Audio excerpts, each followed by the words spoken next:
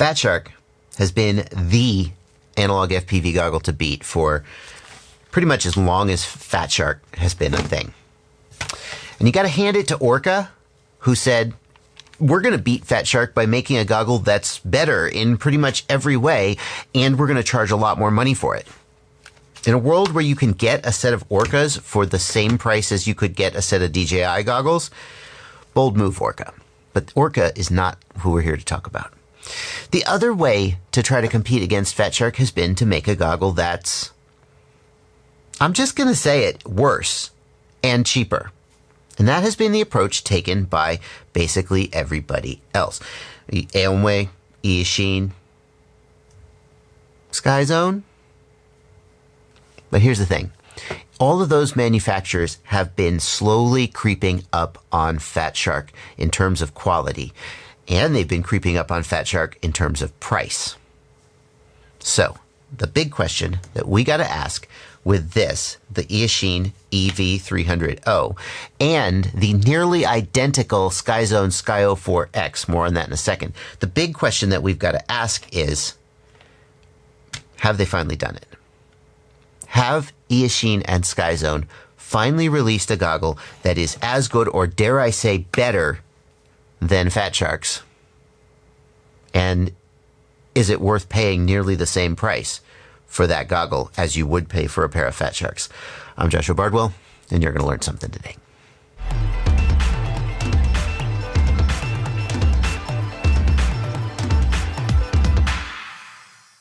This video is titled as a review of both the Eachine EV300O and the Skyzone Sky04X, but I don't actually have the Skyzone Sky04X. And in fact, as far as I know, they haven't even gone out to reviewers. So how dare I put Skyzone Sky04X in the title of this video? If you look at these two goggles side by side, it's really obvious that they're the exact same goggle with just a couple differences in the specs. More on that later. In fact, as soon as people looked at the menus of the Eachine EV300O, they said that looks just like a Skyzone menu. What's going on here? So when the Skyzone Sky04X came out and it was clear that it seems really obvious that Eachine and Skyzone worked together to develop these two goggles, then it all kind of made sense. And as far as I'm concerned, that is a good thing because Skyzone has always made good goggles. Eachine has also made good goggles, although the last one, the Eachine EV300D, was plagued with problems with latency and visual glitches, which, by the way, I have to say, Eachine never, in my opinion, fully addressed. They released some firmware updates that sort of fixed the problems, but not for everybody, and kind of introduced other problems, and then they kind of just disappeared, and then suddenly the Eachine EV300O was out, and we're all just going to forget about the 300D. If you bought the 300D, and if you're one of the people for whom it's not working, you're probably pretty freaking annoyed at Eachine right now, and I feel your pain. I don't exactly feel your pain. I didn't spend hundreds of dollars on the goggles, but moving on. So this is a review of both the Eachine EV300O and the Skyzone Sky04X because I am assuming they are exactly the same goggle except for these differences. The EV300O has a 1024 by 768 OLED screen with a 38-degree field of view. The Sky04X has a 1280 by 960 OLED screen with a 46-degree field of view, and the Sky04X costs at this time $50 more, $450 for the Eachine, $500 for the Skyzone. So the Skyzone Sky04X has the same resolution and approximately the same field of view, at least advertised, as the Fat Shark HDO2. The Eachine is just a little bit smaller and slightly lower resolution screen. But before we talk about the image quality of the goggles, let's just go over the form factor because I really think this is one of the most intuitive and best built goggles on the market. You're very well built too, and you have a great interface. You've got two scroll wheels with a click on each one and two buttons. The buttons bring up menus. Each button brings up a different menu, and the scroll wheel goes through the menu and clicking selects, and that's just it. This button here on the left side also activates and deactivates the DVR.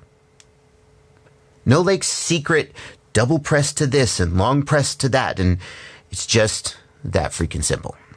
All the ports and plugs are on the bottom of the goggle here. It takes between 2 and 6S LiPo input. It does come with an XT60 to barrel plug adapter, so you can just use it with any of your flight packs. You see me here using it with this 2S Fat Shark pack. It's just totally up to you. It can also be powered via USB input. So if you have a USB power bank and you prefer to power it that way, you can't. I guess you could use that like as a last ditch backup. Hard to imagine someone using that as their primary power source, but again, it's up to you. There's a head tracker output. The goggle does have a built-in head tracker if you use that. Here's the HDMI input.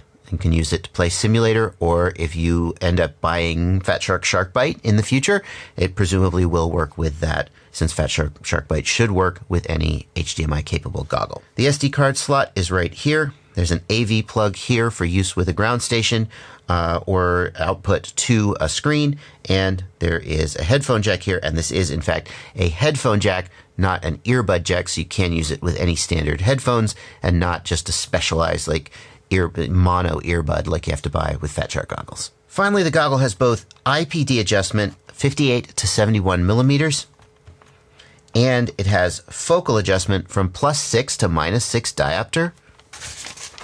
Is that right? It says +6 to -6. So most of the time you'll see goggles with adjustable diopter as like from +2 to -8. They tend not to go very far into the far-sighted range. I guess if you're an older guy who needs reading glasses, these might work for you. My prescription is -6.25 to -6.75. And I found them to actually have more adjustment than I needed.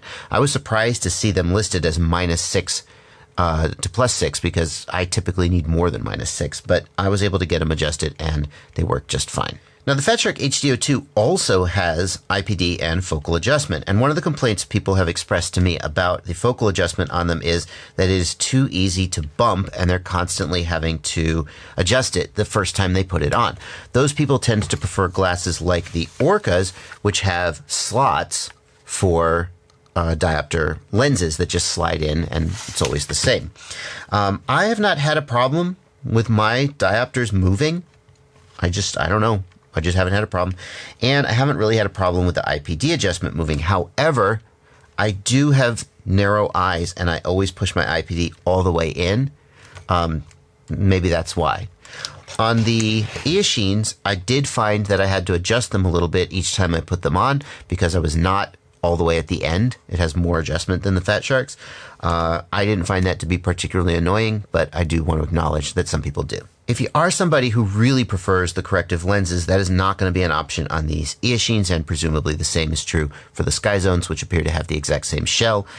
It's internal adjustment only. Another thing people really struggle with is the fit of the goggles. And this is something Eachine ran into with, I think it was the EV300D. They designed it for a more sort of shallow facial profile, which some people say is more attributable to Asian faces, whereas sort of Western faces have a more rounded, narrow facial profile.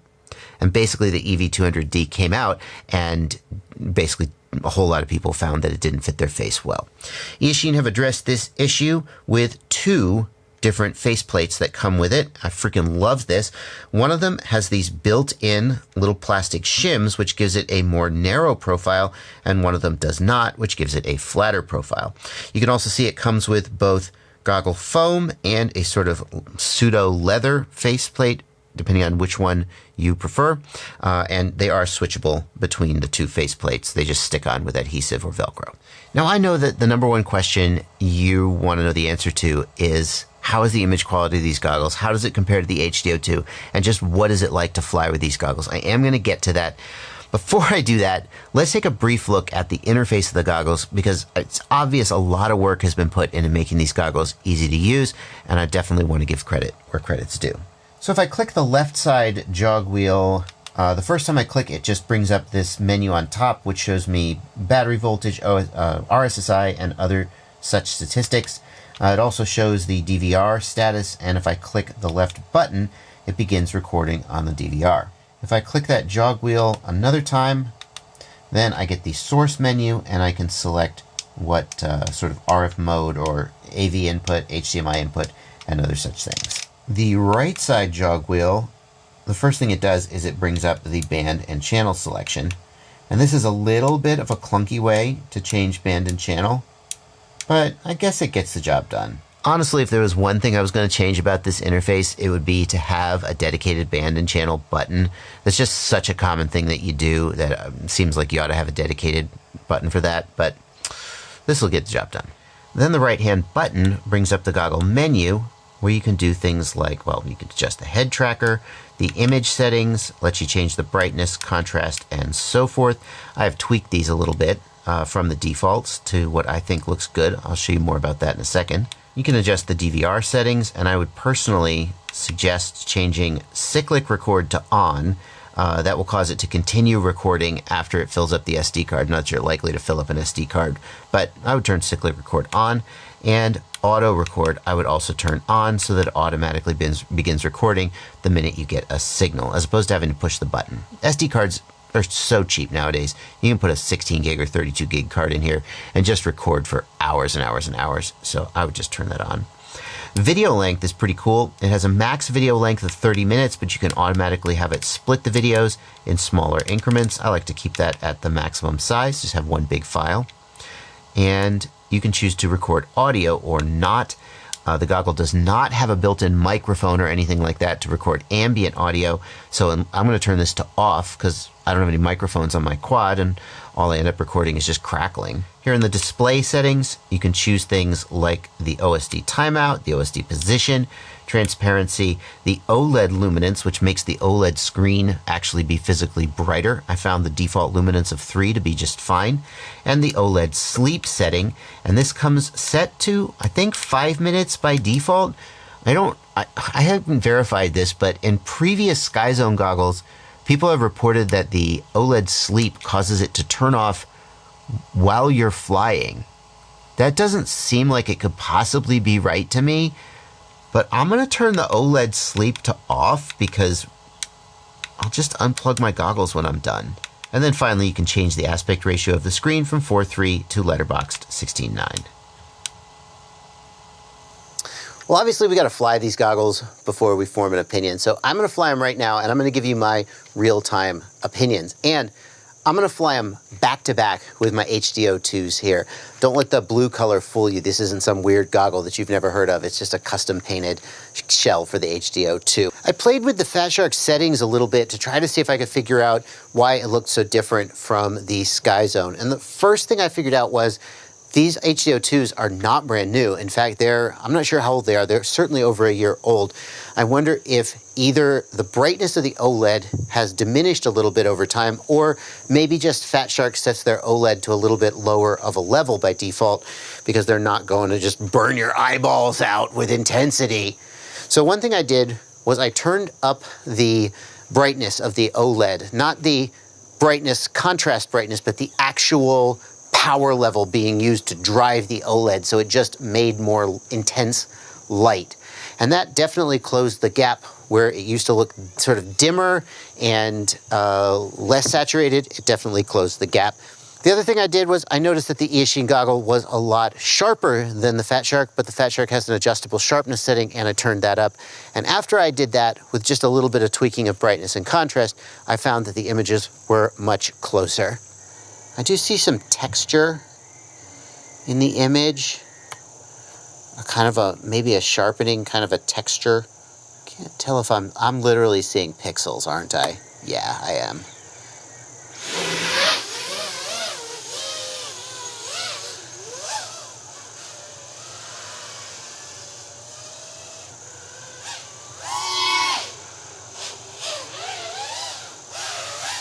I am definitely seeing white splotches across the screen.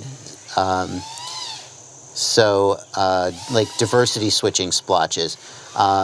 If this was a Rapidfire style or Clearview style adapter that was doing like the advanced combining as opposed to just diversity switching, I would not expect to see these white glitches at all. Again, I am going to do a side-by-side. Image quality looks really good. All right, let's try the HDOs. Let's bring this in and let's back-to-back it with the HDO2s. is really good looking. I mean, I'm going to nitpick it and side to side it, but to get this good looking an image, I mean, if you were to see this 2 years ago, you'd just be blown away. This is just it. The gut check moment when you're like, ooh, or you're like, ah. The HDO2 image is way greener. It is way greener. Let me start the DVR. It's rolling. It's way greener. The screen is way bigger.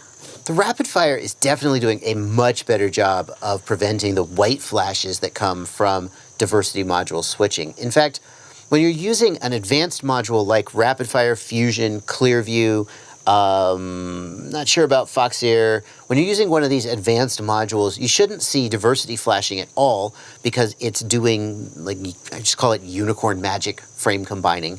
And that's the whole point, is that it doesn't do diversity switching. It combines the frames somehow. When I flew the Rapid Mix in the parking garage for a range test, it actually beat the Rapidfire. The Rapidfire had screen rolls, and the Rapid Mix did not. And that really shocked me. I would not expect that this receiver would beat the absolute state-of-the-art. But the screen on the Eachine looks freaking great. The colors, everything, it looks really, really good. About the only downside is you get a little bit of screen door effect because the resolution is lower than the Fat Shark, and it is noticeably smaller. So that brings us to the end of the video, and as always, the question, should you buy it? And I gotta start by saying, I think this is the best video that Eachine has ever made. I have complained in the past about Eachine used LCOS technology on their earlier goggles, and it was okay, but it wasn't as good as, like, OLED is better. And I have complained at Skyzone about, why don't you give us an external module bay? And I gotta say, they listened, and I owe it to them to say, good job, thank you.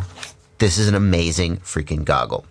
But the big question, so the question is not, is this goggle worth getting? The question is just, should you get this goggle for $450? Should you get the Skyzone Sky04X for $500? Or should you get the Fat Shark HDO2 for $500? Wait, the Fat Shark HDO2 is the same price as the Skyzone Sky04X? No, not really, because when you buy the Fat Shark, you've got to buy the Rapidfire, or whatever module you're going to put in it, and that adds between, let's say, $80 and $150, depending on which module you buy. Whereas the Eachine and the Skyzone are going to come with this Rapid Mix module. Now, the Rapid Mix module's performance was better than Rapidfire in some ways, but the white flashes, in my opinion, mean that I wouldn't want to live with it on a daily basis. I would be buying an aftermarket module like a Fusion or a Rapidfire to put in this goggle. Presumably someone's going to make or has already made a cover, because the stock cover is not going to work. Interesting. Well, that's a shame, but that's what 3D printers are for, I guess. So I feel like the Skyzone Sky04X at a price of $500 is actually at parity with the HDO2, because I would be buying an external, a third-party module for both of them. You may not feel that way. The Eachine EV300O at a price of $450, I feel like that is a really good product. I feel like the kind of person who is not going to buy an external module is going to walk out of this with a heck of a good goggle. Maybe the best goggle you can get today at that price point. And if you catch it on sale for like $400, that is just a total steal and an absolute no-brainer. There are no real deficiencies in this goggle that I can find. Oh, latency? I haven't mentioned latency, which was a problem on the Eachine EV300D. Latency, no problem on this goggle. They got it right. As far as the Fat Shark versus the Skyzone Sky04X, that's a little tougher. They are more or less identical in terms of resolution, field of view, and other specifications. They are identical in terms of price. The Skyzone, to be fair, no one's actually had their face in it yet. We're just taking them on their word as far as optical quality and so forth. But if the optical quality of the Skyzone Sky04X is on par with that of the Eachine EV300O, then I think we can safely say it is going to be more than acceptable and probably about on par with that of the Fat Shark. So the Skyzone has a much better user interface, but you got to hand it to Fat Shark in terms of aftermarket sales and support. Fat Shark, if you ever have something go wrong with your Fat Sharks, the ability to get it repaired or get support from them is really unparalleled. So that's a bit of a toss-up, I think. I feel like I'm at least obligated to mention the Orqas in any roundup of FPV goggles. The Orqa's optical quality is on par with the Fat Sharks and presumably also the Skyzone Sky04X. What they bring to the table is just a whole bunch of other features. Like you can get a plug-in board for the Orqas that lets you stream your video feed to a phone over Wi-Fi, or watch your DVR without ever taking the goggles off your head on a smartphone app. There are a whole bunch of other features they've got, but the reason that I don't put them more explicitly in this head-to-head is the price. These goggles run $550 without a module, so you're going to be in the $650 to $700 range with a module, and then if you want that Wi-Fi board, it's another like $70. It's just hard to imagine who is going to be thinking, should I spend $450 on these Eachines? Which is already a pretty big ask for analog goggles in today's world. And then they're going to go, you know what? Nah, forget it. I'm going to spend $650, $700, or maybe even as much as $800 on Orqas. I know you're out there, but this isn't an Orqa video review, and that's why I didn't put them more directly in comparison with the Eachines and the Skyzones. So, good job. Good job, Eachine and Skyzone. You made a damn freaking good goggle. If this was 2 years ago, Fat Shark would really have a lot more to think about with their future. But let's face it, the days of analog are numbered. So, good job. We liked it 2 years ago, but hey, better late than never. If you think that these are the goggles for you, then there's a link in the video. That was terrible. That was terrible. If you think these are the goggles for you, there is a link in the video description. It is an affiliate link, and you can give a small commission to the channel by clicking that link and then making any purchase at the affiliated vendor. Costs you nothing. It's the easy way to support the channel. If you want to see, I did tests of these goggles versus Rapidfire, Fusion, Wildfire, a whole bunch of other tests. If you want to see the full tests, I've uploaded that video as well, and you can find a link down in the video description to the full head-to-head module testing to see how this Rapid Mix module did versus all these other guys. That's going to do it for this video. Thank you so much for watching. Happy flying. What are you doing in here? The least you could do is subscribe or join my Patreon, or like just here's another video I picked out for you. Jeez.